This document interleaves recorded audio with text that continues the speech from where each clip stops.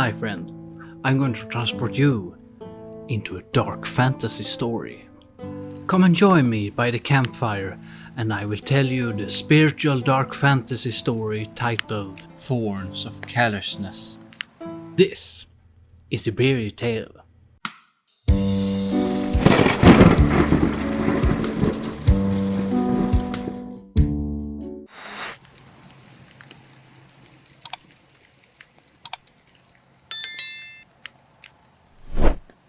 Thorns of Callousness. Hey kid! A deep and crusty voice shouts in your ear. A stinging sensation envelops you as that same voice echoes inside your head. You feel a hard bump on your right arm. Your arm aches. Everything's dark. Have you been sleeping? Did you faint? Or has something worse happened to you? A grey light gradually manifests in front of you. It's blurry, but at least it's better than pitch blackness. As you blink, you slowly start to see two silhouettes before you. One tall and feminine, while the other is male and very short.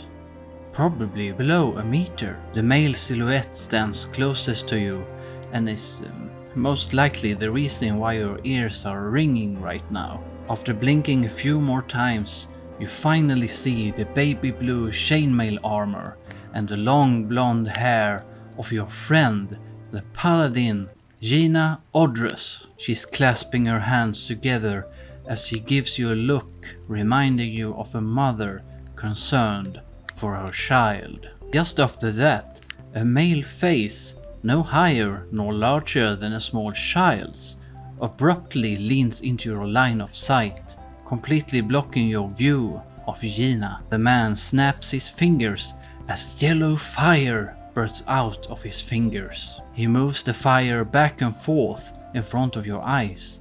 He snaps his fingers again and the fire is gone. Considering his height and his ability to conjure fire out of thin air, this man must be a halfling wizard. He wears a green and brown outfit and a pair of green glasses that almost completely covers his face.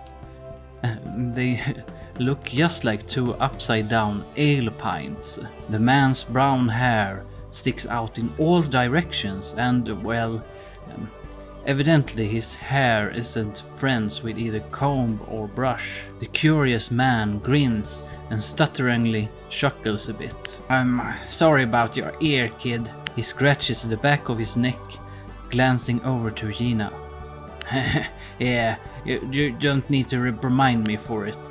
Gina's done that a couple of times already. Gina lets out a deep sigh, releases the grip of her hands, and then walks up right next to you and the curious man. Well, standing about 2 centimeters from someone's ear and then shouting from crown and country may be considered overkill, but what's important is that our friend is okay, right, Frogrin? She playfully blinks and gives the two of you a wide smile, her white teeth glistening in the sunlight. True macaronis as always, Gina. Frogring heartedly chuckles as he taps Gina on her left knee, which is about the maximum height he can reach. Friend, she locks her gaze with yours. And Frogrin, bending her head a bit in order to look Frogrin in the eyes. She then faces what has been looming behind Gina and Frogrin all this time. It's a vast forest consisting of purple thorns stretching as far as the eyes can see. Somewhere inside there lies the purple diamond that is rumored to contain extensive healing properties. With it, we can finally purify the drinking water of my home village. Frogrin finishes. Gina nods. Exactly. I can't imagine what you're going through right now, Frogrin. I really feel for you. Gina bends down and gently rests one of her hands on Frogrin's shoulder. Yeah, hopefully we'll be in time to save Grandma who... Frogrin abruptly stops, his voice starts to tremble. He shakes a few seconds, then straightens his back, collected once again. My grandma, she drank from the water while it was poisoned. She doesn't have much time. A cold wind blows by, gently caressing the three of you. Gina closes her eyes for a moment and then faces the forest again. We need to be quick once inside the forest. Why is that? Frogrin asks. Because anyone who enters this forest of purple thorns will be consumed by it and turned into purple thorns themselves, effectively becoming a part of the forest itself within an hour. That really sucks cucumbers, Frogrin mutters while clenching his teeth. Do we have a map? No, Gina simply states while determinedly gazing towards the purple thorns, her blonde hair swaying in the wind. I've searched everywhere and asked everyone I could think of. This place is so ancient and so dangerous that no one has ever been able to make a readable map of the area, and the thorns move on their own daily, so even if someone actually managed to, it'd still be pointless the next day. So, in and out within an hour then? Gotcha. The purple thorns are everywhere. They completely cover the sky. They are placed in all directions and wherever you look, effectively blocking out all sunlight. It feels just like night here, even though it's still a bright and sunny day outside. Gina walks in the front, then you, and lastly, right behind you, Frogrin. He shudders slightly, and it's not because of coldness, but of fear. Man, this place really gives me major creeps, he says as he shakingly adjusts his green ale pint glasses with one hand and scratches his ruffled hair with the other. You catch Frogrin's green wristwatch, which lets you know that you have 30 minutes left to find the purple diamond. Just stay close, Gina whispers. We don't want to attract the attention of the thorns. What now? Frogrin exclaims. Shh. Gina pauses for a second, standing completely still and gesturing to the two of you to do the same. Frogrin completely freezes, looking just like a scared cat, raising rag and all. A chill runs down your spine while the two of you wait. Gina listens. At first, it's quiet. Then you're starting to hear faint whispers. This world is not enough. You are not enough. I don't get enough. I am not enough.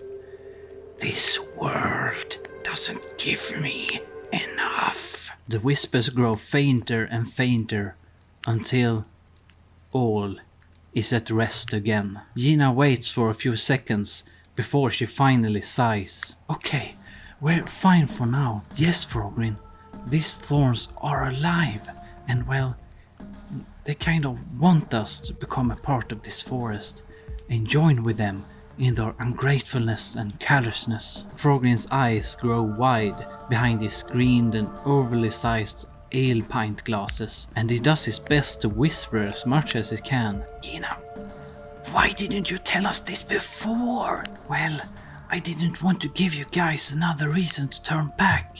I deemed what I said earlier to be enough, and well, we'll be fine as long as we stay quiet. Frogrin places his hand on his forehead, looking down on the ground. Okay, just slip in and out of a forest full of touchy thorns that love to drag us all to hell in order to search for a freaking diamond we don't have a map to within an hour. Just peachy. Everything's just peachy. Just as Frogrin utters that last whispering word, Gina looks back to him in order to whisper something back to him, but when she does, she unconsciously steps on one of the thorns, which gives out a loud crunch. The three of you completely freeze as all of the thorns surrounding you start to hiss and slither about, moving just like a recently disturbed pack of snakes. Your heart starts beating out of your chest and you feel cold sweat starting to form all over your body as the thorns start to move closer and closer. Well, not closer towards you and Frogrin, but towards Gina.